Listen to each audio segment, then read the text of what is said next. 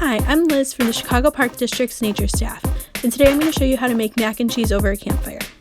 First, to cook over a campfire, you'll need plenty of large coals, so plan to have your fire going for 1 to 2 hours before cooking.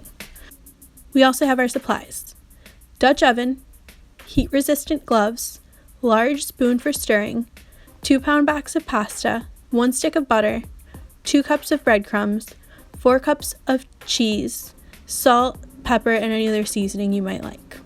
First, add water, pasta, and salt in our Dutch oven. Stir and add the lid. Using heat-resistant gloves, set the Dutch oven on the coals. Leave the lid on for the pasta's recommended cooking time. After the cooking time has elapsed and noodles are cooked to your preferred hardness, use heat-resistant gloves to remove the lid.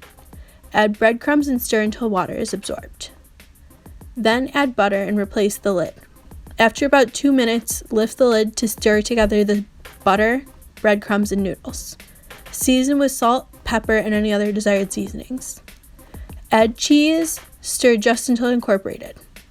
Then use heat-resistant gloves to remove from heat. Add a sprinkle of breadcrumbs on top. Replace the lid and wait 5 to 10 minutes. Residual heat will melt everything together and toast the breadcrumbs. After waiting 5 to 10 minutes, serve as soon as possible. This is best enjoyed hot.